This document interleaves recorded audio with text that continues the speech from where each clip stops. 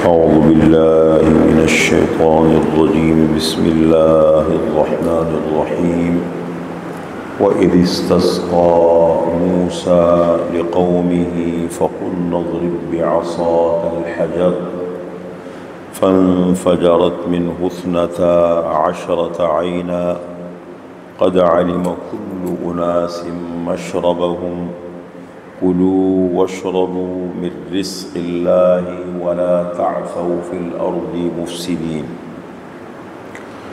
اور اس وقت کو یاد کیجئے جب پانی مانگا حضرت موسیٰ علیہ السلام نے لقومہ اپنی قوم کے لیے، فقلنا پس ہم نے کہا اضرب مار، بعصاک اپنی لاٹھی، اپنا عصا، الحجر پتھر کے اوپر، فانفجرت پس پھوٹ پڑے، منہ اس پتھر میں سے، 12 عینا 12 چشمے، قد علم کل اناس مشربهم تحقیق جان لیا ہر گروہ نے، ہر قبیلے نے اپنا گھاٹ، اپنے پینے کی جگہ کو جان لیا۔ کلو کھاؤ، واشربو اور پیو، من رزق اللہ اللہ تعالی کے رزق میں سے، ولا تعثوا نہ پھرو زمین میں، مفسدین فساد کرتے ہوئے۔ یہ سورہ بقرہ کی آیت نمبر 60 ہے۔ میں نے کہا تھا نا سورہ بقرہ قرآن کریم کی بڑی جامع سورت ہے، 286 آیتیں ہیں اور 40 رکوع ہیں، مدنی سورت ہے۔ رسول اللہ صلی اللہ علیہ وسلم جب مکہ مکرمہ سے ہجرت فرما کر کے مدینہ منورہ تشریف لے گئے تو اس سورت کا نزول شروع ہوا، یہاں تک کہ سب سے آخری آیت وہ سورہ بقرہ کی آیت نمبر 281۔ اب سورت کا اصل عنوان کیا ہے؟ یہود کی اصلاح، مسلمانوں کے لیے ضروری احکام، عبرت ہے، بہت بڑا سبق ہے۔ یہود وہ قوم ہے جن کو ہم بنی اسرائیل کہتے ہیں، قرآن نے ان کو کہا بنی اسرائیل۔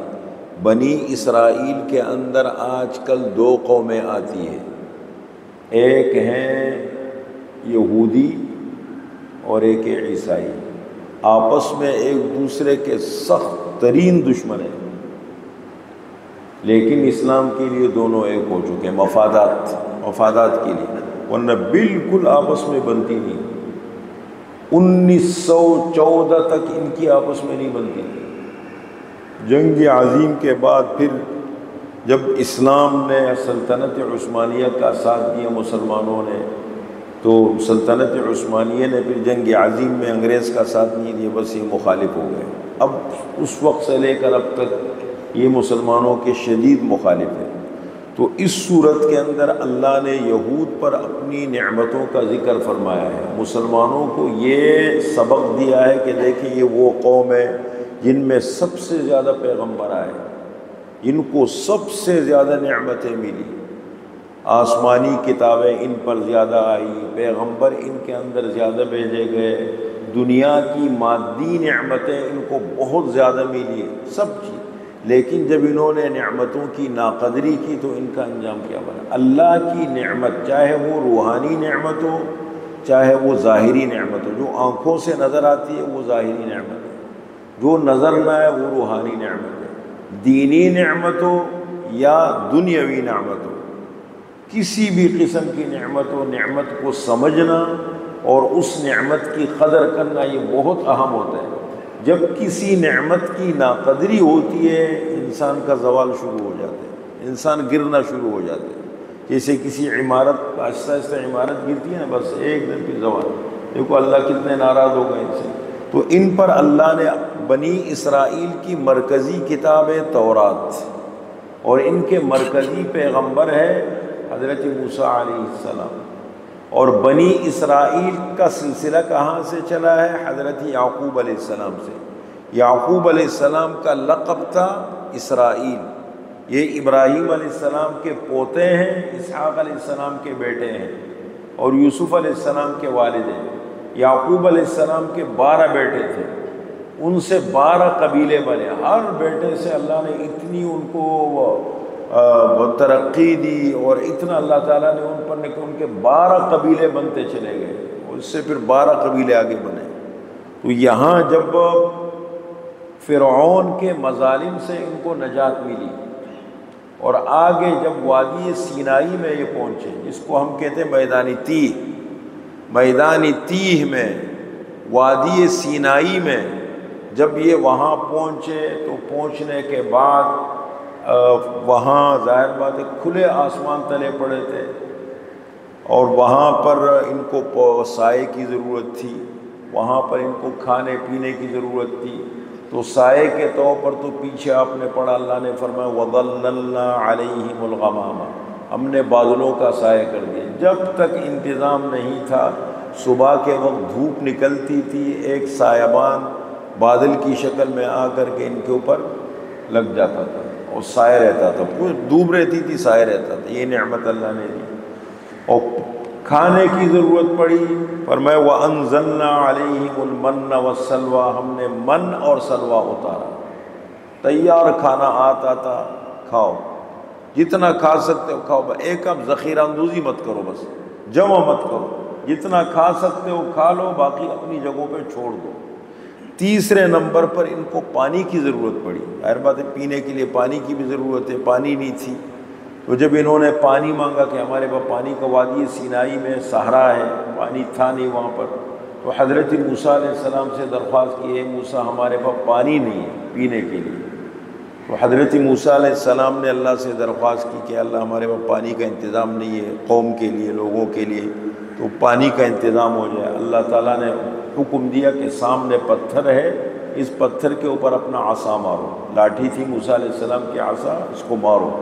جب اس کو مارا تو اس پتھر کے اندر سے اللہ نے 12 چشمے نکالے، اس لیے کہ الگ الگ قبیلے تھے نا، ہر قبیلے کو الگ الگ چشمہ دیا گیا، یہ اس قبیلے کا ہے، یہ اس قبیلے کا ہے، ہر شخص اپنے حدود اور دائرے میں رہ کر کے اور اللہ کی اس نعمت سے فائدہ اٹھائے، اس کا ذکر اللہ تعالیٰ فرماتے ہیں۔ یہ ایک اور انعام ہے۔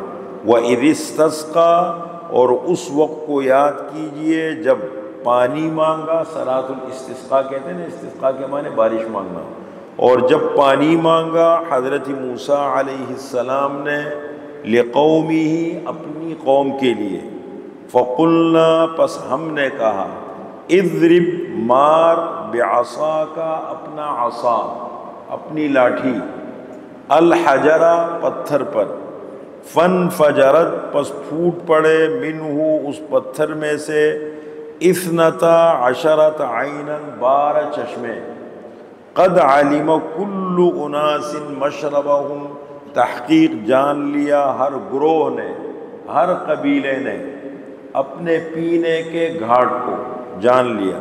کلو، کھاؤ، من و سلوہ کھاؤ، واشربو، اور پانی پیو، کھاؤ اور پیو، من رزق اللہ، اللہ تعالیٰ کے رزق میں سے، ولا تعثوا، اور نہ پھرو،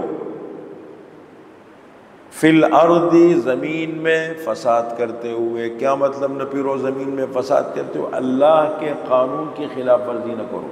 سب سے بڑا فساد دنیا میں کیا ہے؟ سب سے بڑا ظلم شرک۔ اللہ کی زمین پر رہ کر، اللہ کی مخلوق ہو کر، اللہ کی نعمتوں کو استعمال کر کر تم اللہ کا حکم توڑتے، اس سے بڑا فساد کیا ہے؟